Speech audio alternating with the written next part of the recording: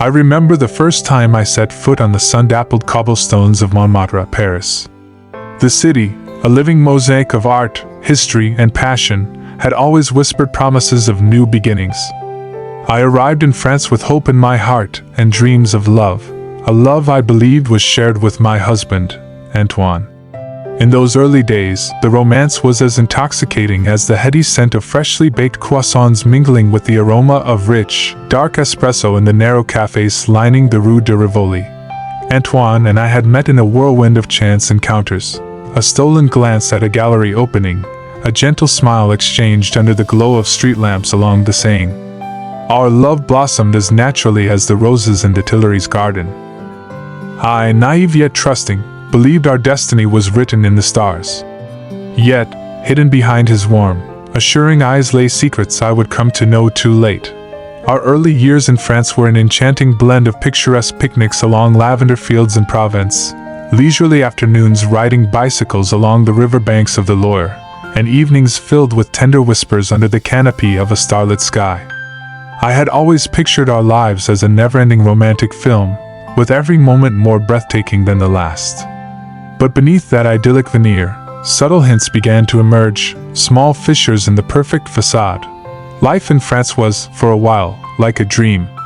Antoine, ever the charming husband, was the man I thought I would cherish forever. Yet as the seasons changed, so too did the rhythm of our daily lives. What started as a few late nights at work turned into inexplicable absences. His once warm smiles became guarded, his once gentle hands distant. I recall one autumn evening, as the amber leaves danced along the Seine, when I first sensed something amiss. I was preparing dinner in our charming apartment overlooking a busy Parisian street. The soft strains of a chanson played in the background while I stirred a pot of bouillabaisse, a recipe passed down through generations in my family. The room, lit by the mellow glow of a vintage chandelier, should have felt cozy and secure. Instead, an inexplicable chill gripped me as I noticed Antoine's jacket hanging not in our closet, but on the back of a chair, its pockets bulging with items I couldn't quite place. A receipt from a boutique in the Marais, a crumpled note with an unfamiliar name, tiny clues that would, in time, unravel the tapestry of our shared life. That night, as I lay awake in our master bedroom, my mind replayed every detail of the day. The seemingly innocent exchange of phone calls and hushed tones. The secretive glances he stole when he thought I wasn't watching. Each detail coalesced into an image of a man I no longer recognized. My heart, once full of love and adoration, began to fill with questions. How could the man I had adored so deeply be living a double life? I remember the agony of that night, the quiet sobs in the darkness, the betrayal so sharp it felt as if a part of me was dying. I vowed silently that I would uncover the truth, no matter how painful it might be. It wasn't long before the hidden truths began to surface. What started as fleeting doubts soon transformed into undeniable evidence. A hidden phone buzzing incessantly, secret text messages brimming with affection for someone whose name was never spoken aloud in our home.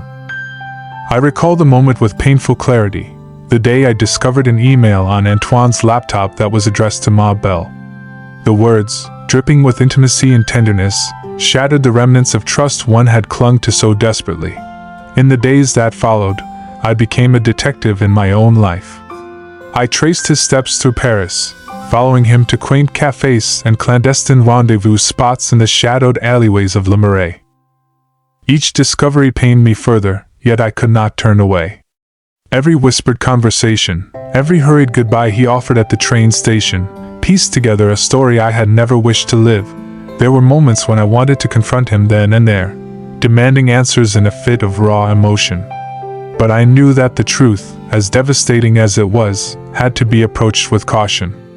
I spent long hours in the solitude of our apartment, staring out over the city lights, trying to understand how our love had so silently decayed. I began to document every piece of evidence, every fleeting moment of doubt. The notebooks on my desk filled with observations, each page a testament to a life slowly slipping away. And yet, amidst the heartbreak, I found a strange solace in knowing the truth, even if it meant facing the bitter taste of betrayal head-on.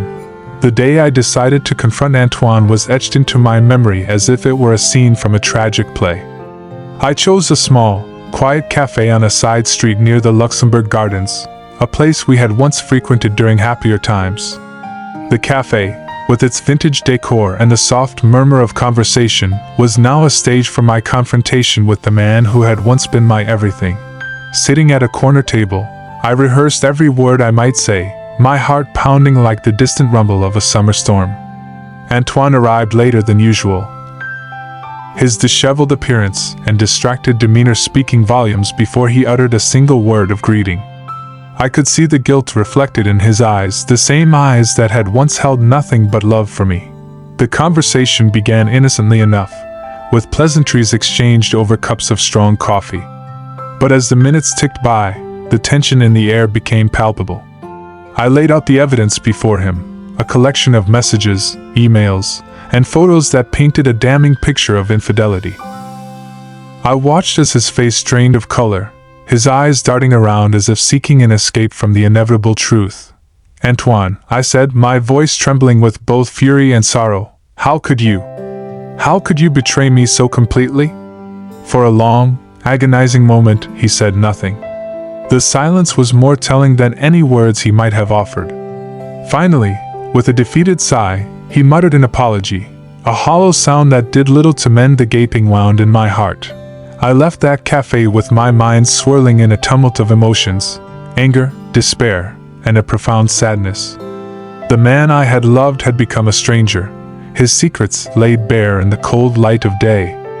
I knew then that my life would never be the same. In the weeks following that painful confrontation, the city of Paris became both my refuge and my tormentor. Every street corner, every familiar landmark, was imbued with memories of a love that had once seemed eternal.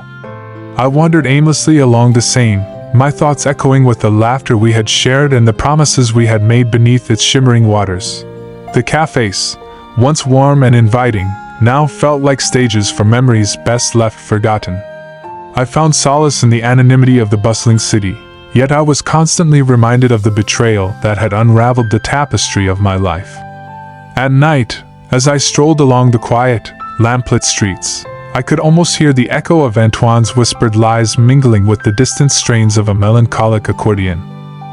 There were moments of bitter introspection, times when I questioned not just his actions, but my own worth. Had I failed to see the warning signs? Was I to blame for being so trusting, so utterly devoted? These questions haunted me, a relentless reminder that even the most beautiful of cities can hide the darkest of secrets. I sought refuge in the art and history of Paris. I visited museums where the brushstrokes of the past seemed to speak of human frailty and passion. In the quiet solitude of the Louvre, I realized that art, like life, is a study in contrasts, beauty intertwined with sorrow, hope shadowed by despair. It was in these moments that I began to understand that my story, painful as it was part of a larger, timeless narrative of love and loss. Unable to face the constant reminders of our shattered life in Paris, I decided to retreat to the peaceful embrace of the French countryside.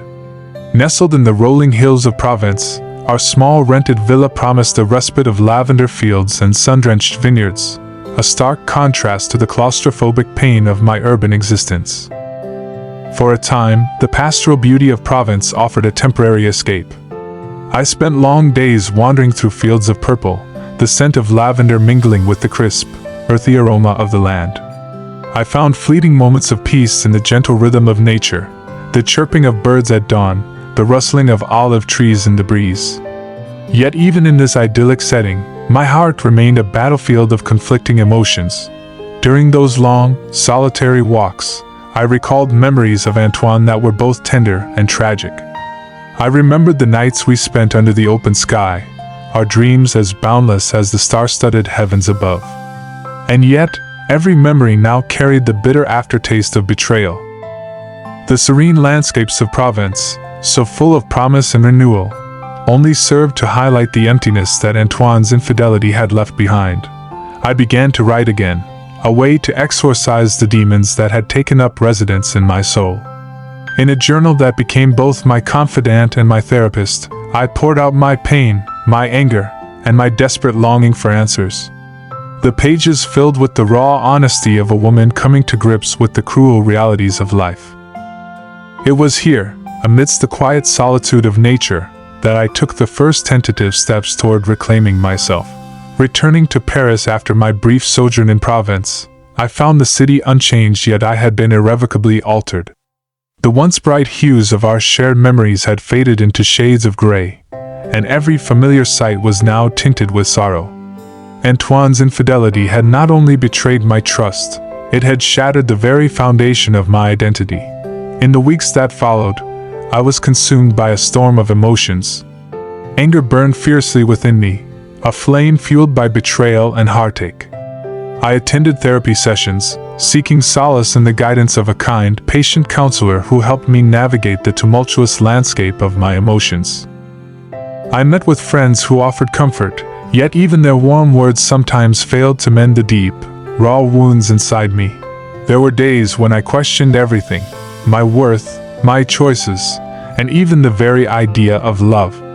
The pain was all-consuming, and I often found myself lost in thought, haunted by the echo of Antoine's empty promises.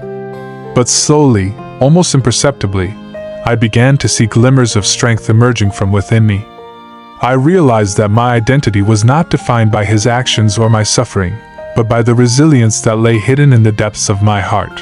One particularly stormy evening, as rain lashed against the window panes of our Parisian apartment, I experienced a profound moment of clarity. I stood before the mirror, my reflection a stark reminder of the woman I had once been, and the woman I was determined to become. I vowed to reclaim my life, to rediscover the passions and dreams that had been buried under layers of sorrow. The road ahead would be long and fraught with challenges, but I knew that I had to find a way to heal. As autumn deepened and Paris was painted in hues of red and gold, fate began to weave an unexpected twist into the fabric of my life. It was during one of my solitary wanderings through the Marais that I encountered a kindred spirit, a woman whose own scars of heartbreak resonated with mine. Her name was Camille, and her story, like mine, was one of loss, betrayal, and the slow, painful journey towards self-discovery. Over countless cups of café au lait and shared confidences, Camille and I formed an unspoken bond, a sisterhood forged in the crucible of despair. Through our conversations, I began to see that I was not alone. Many had experienced the deep betrayal of a loved one, and yet each story, though laden with sorrow, held within it the seeds of eventual rebirth. Camille's fierce determination to rebuild her life inspired me to take bold steps of my own. With her encouragement, I started to explore the parts of Paris I had long neglected. I attended art exhibitions, took long walks along the Seine, and even enrolled in a creative writing class where I learned to channel my pain into poetry. Every new experience chipped away at the walls I had built around my heart, revealing a spark of hope beneath the ashes of lost dreams. This unexpected friendship, born out of shared misery, became one of the few rays of light during those dark months. It was a reminder that even in the depths of betrayal, life had a way of offering new beginnings, a promise that the future, however uncertain, could be reclaimed through courage and self-love. As the months wore on, life began to settle into a tentative new rhythm, one where the echoes of the past still haunted me, yet the promise of renewal beckoned from the horizon. I discovered, however, that confronting the man who had shattered my trust was an inevitable part of the healing process. Antoine, too, was grappling with the consequences of his actions, and our paths were destined to cross once more. One chilly winter evening, I found myself standing on the threshold of a long-forgotten bistro in the Latin Quarter, summoned there by an invitation I hadn't expected. The message was simple, almost apologetic, an invitation to meet and talk things through. My heart raced with conflicting emotions, anger, sorrow, and a strange sense of inevitability. Could I face him and find some closure? Or would the encounter only dredge up fresh wounds? Inside, the bistro was warm and dimly lit, its rustic charm a stark contrast to the cold tension that gripped me. Antoine sat in a quiet corner, his eyes downcast and his posture betraying a deep, unspoken regret. For a long time, We exchanged no words, only the silent acknowledgement of what had transpired between us. "Marie," he finally said, using my given name in a tone laden with remorse. "I know I have no right to ask for your forgiveness. I have made choices that have hurt you deeply." My response was measured, though every word was laced with a mix of bitterness and sorrow. "Antoine, I once believed that love was enough to overcome any obstacle. But trust, once broken, is not so easily mended." The conversation that followed was a delicate dance, a bittersweet exchange of regrets and half-hearted apologies. Antoine spoke of loneliness, of moments of weakness that led him astray. I listened, my heart heavy with the realization that some wounds might never fully heal. It was a conversation without resolutions, a moment suspended in time where both of us were prisoners of our own making. Yet even as I left that bistro, I felt a stirring deep within, a quiet determination to reclaim my life, no matter how painful the journey might be. The days that followed our confrontation were some of the loneliest in my life. Paris, with all its grandeur and charm, seemed to echo with the absence of a love that had once been so vital. I found myself adrift in memories, each one a bittersweet reminder of a past that now belonged to another time. I spent hours in quiet solitude, walking along the Seine at dusk, the reflection of the city's lights shimmering on the water like fragmented dreams. The betrayal had left me feeling hollow, a shell of the woman I once was. In my journal, I poured out every emotion, the searing anger, the soul-crushing sadness, and the quiet, persistent hope that I might someday find a way to heal. It was during one of these solitary walks that I encountered an old friend from my youth, a painter named Luc, whose gentle spirit and empathetic eyes offered me a brief respite from the relentless tide of my emotions.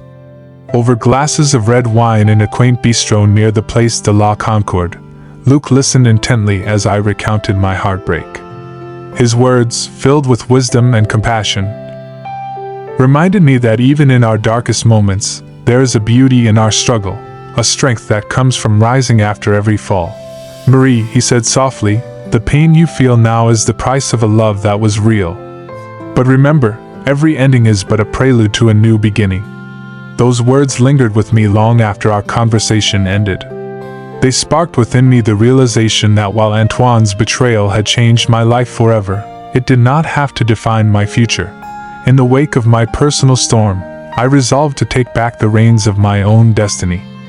I began to explore the hidden corners of my soul, seeking out the passions and dreams that had lain dormant for far too long. I enrolled in a photography class at a small studio in Montparnasse, rediscovering the simple pleasure of capturing moments of raw beauty with my own lens. Each snapshot became a testament to my resilience, a silent declaration that I would not be defined by my pain. Slowly, the city that had once been a backdrop for my heartbreak transformed into a canvas of possibility. I found beauty in the everyday, the laughter of children playing in the parks, the graceful arc of an old stone bridge, the fleeting smile of a stranger on the metro. Every moment, every fleeting glance, was a reminder that life continued unabated, even when love faltered.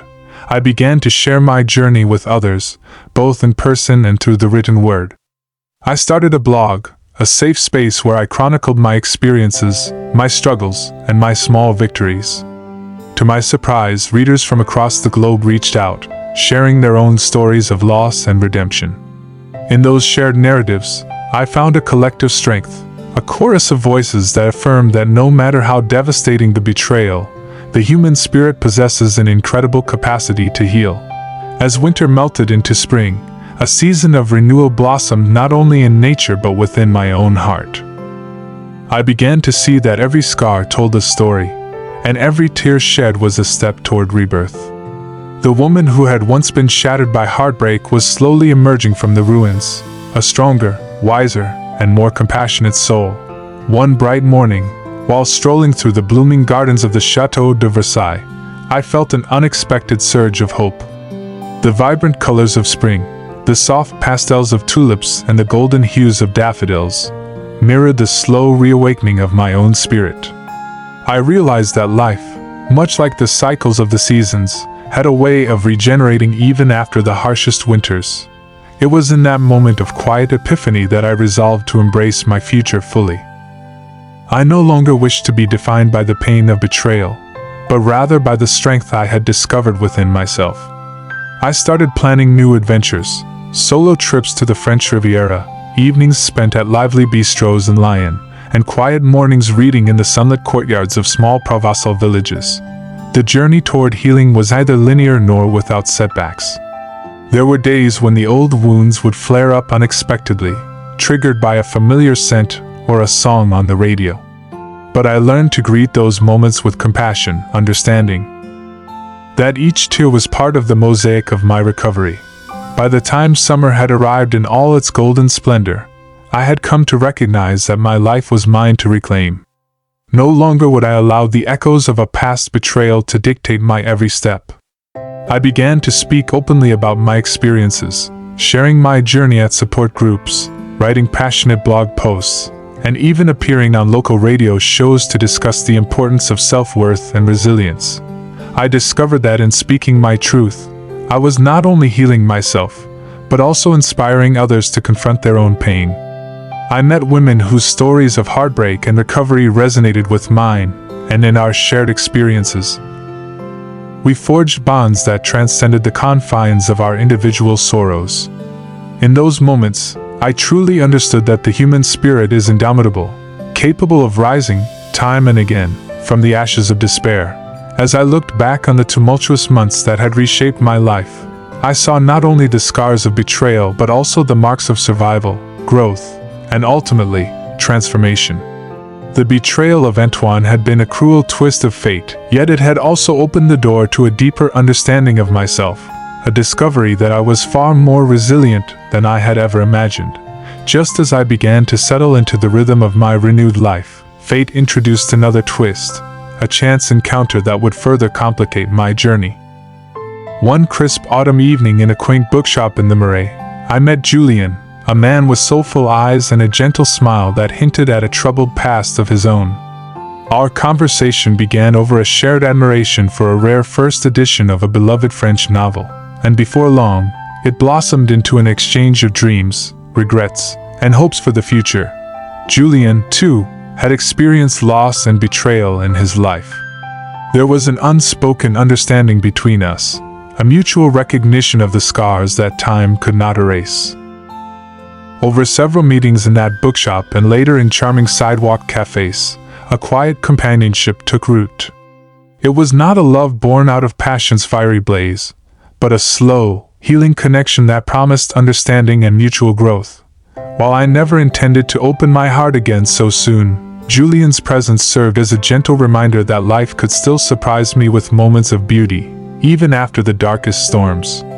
His words, soft and sincere, slowly helped mend the fissures of my broken trust and love.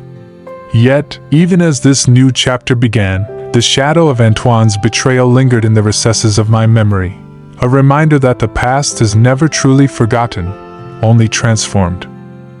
As the months turned into years, the tapestry of my life became more complex, a rich interplay of light and shadow, joy and sorrow. There were days when the memories of Antoine's betrayal would surge back unbidden, a stark reminder of a chapter that I had hoped to leave behind. But with each passing day, I grew more adept at balancing the weight of the past with the promise of the future. My relationship with Julien, though tentative at first, blossomed into a quiet, steadfast companionship. Together, we explored the hidden treasures of France, from the sunlit vineyards of Bordeaux to the serene lavender fields of the Luberon. In every journey, every shared laugh, there was a silent understanding that we were both learning to love again. In spite of the ghosts that haunted our yesterdays. Yet, as life's tapestry grew richer, I found myself reflecting on the nature of betrayal and forgiveness. Could I ever truly forgive Antoine, not for his sake, but for my own freedom? The question echoed in my mind as I sat by the banks of the River Seine, watching as the city's lights danced on the water. It was then that I realized, forgiveness is not a gift we give to those who wrong us, but a liberating act we perform for ourselves. In forgiving, we reclaim the power to move forward unburdened by the chains of our past. Inevitably, The day came when I knew I had to confront the ghost of my past one final time. I arranged to meet Antoine in a quiet corner of a bustling Parisian park, a neutral ground where memories and reality could finally collide. The air was crisp, the leaves falling like silent confessions, as I waited for him to arrive. When Antoine appeared, there was an unmistakable air of resignation about him. No longer the charming man of our youth, he seemed diminished, a shell of the man I had once loved. We walked slowly along a winding path, words coming haltingly at first, until the weight of years and regrets filled the spaces between us. "Marie," he began, his voice rough with emotion, "I am so sorry for all that I have done. I realize now that nothing can undo the pain I have caused you." I stopped, turning to face him fully. "Antoine, I have spent countless nights questioning who I was and what I meant to you. I needed to see you once more, not to rekindle what was lost, but to finally let go of the hold you have on my heart." In that moment, as the park bore silent witness to our final exchange, I felt an immense release, a quiet letting go of the past. It was not a moment of triumph over him, but rather a declaration of my own emancipation from the ties that had once bound me to a painful history. Now, as I sit here reflecting on the winding path that has brought me to this moment, I know that my journey is far from over. The road to healing is long and often fraught with unexpected twists, but I have come to embrace every part of it, the heartbreak, the revelations, the moments of unexpected grace. France, with all its beauty and mystery, remains the setting of my rebirth. From the bustling streets of Paris to the serene vistas of Provence, I have rediscovered that life, in all its complexity, is a canvas waiting to be painted anew. I am no longer the woman defined by betrayal, but the one who has learned to reclaim her own narrative, a story of resilience, transformation, and the enduring power of hope. Please, leave your comments below and share this story with those who may need a reminder that even in our darkest moments, there is always a new dawn waiting on the horizon.